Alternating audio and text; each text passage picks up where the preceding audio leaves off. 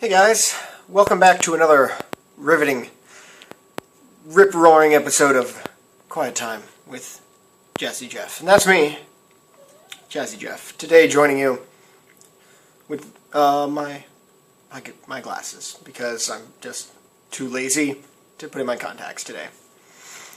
Today I thought I'd take a discussion that I was recently somewhat having with an anonymous internet person about realism in video games and gameplay mechanics that invoke realism, and sort of why we don't have them, but also why they can make your game experience more interesting.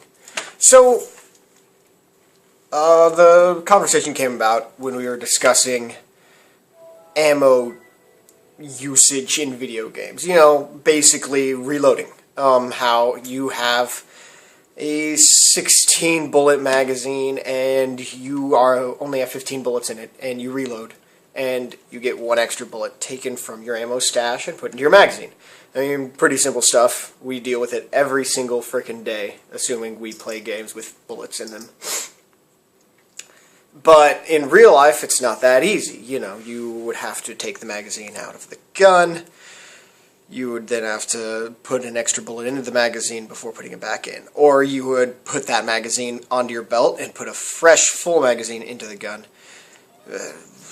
etc., etc. There's also things with dealing with the bullet you have in your chamber, all sorts of ridiculous things like that.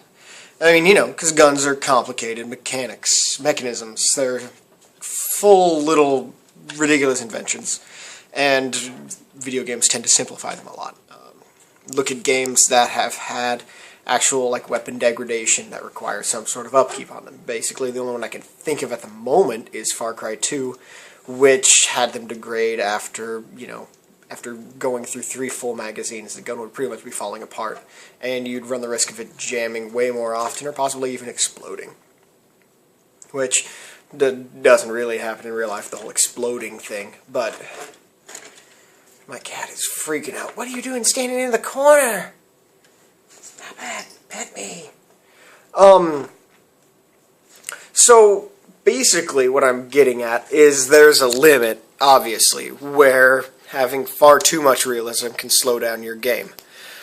But the thing is, people tend to put this hard line between, well, you just don't pass this certain point of realism. Keep it running smoothly. And the thing is, your game might not be the focus of your game. If I was to make a game that's entirely about, gun taking care of-ness, there's a word I should be thinking of, then it would be perfectly logical to have that number of gameplay mechanics in it. If I'm having a game that's about a super awesome super soldier who is the most amazing action hero ever, then I probably wouldn't have that mechanic. And here's why. Video games are about abstraction, right? Like taking one thing that is in real life or could be in real life and allowing everyday sloppy joes like you or me, although maybe you are a secret soldier who just likes to relax, and making it super easy for us to step into those shoes. The reason I'm able to play effectively as Cloud Strife in Final Fantasy VII is not because I am a super soldier who's had some sort of weird genetic experimentation put on him and is able to wield a 6-foot-long sword. I'm not able to play effectively as him because I have experience of actually being him.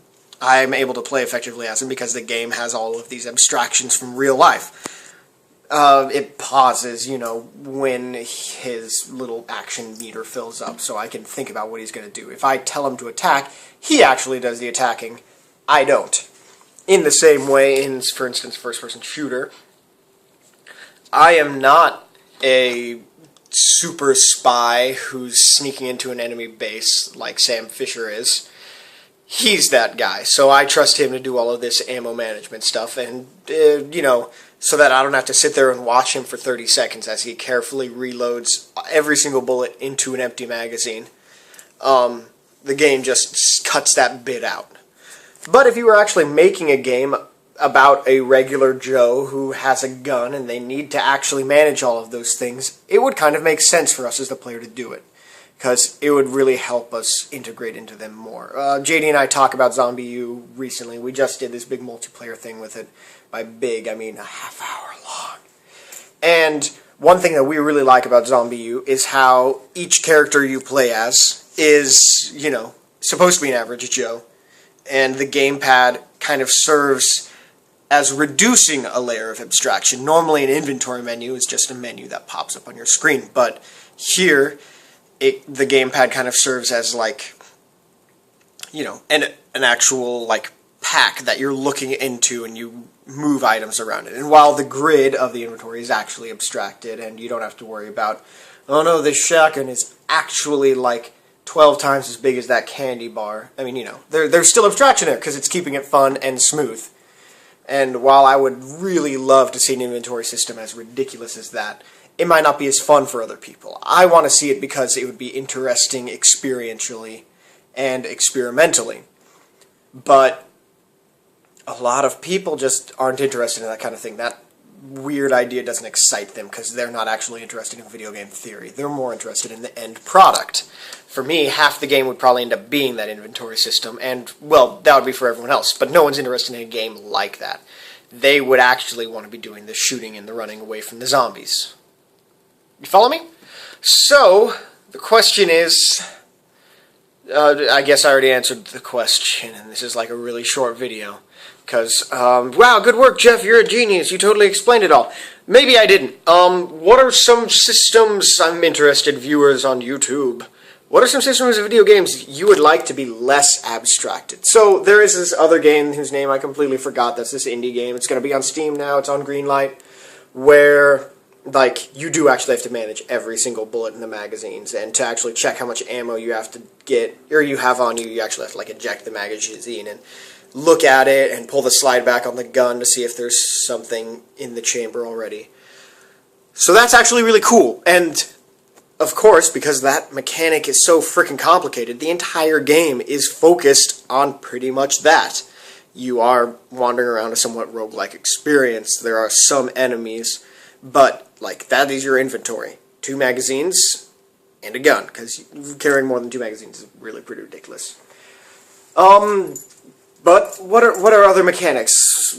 Metal Gear Solid 3 had a somewhat more realistic, like, medical mechanic, and I love that. I think it's amazingly classic, but a lot of people found it really tiring and boring.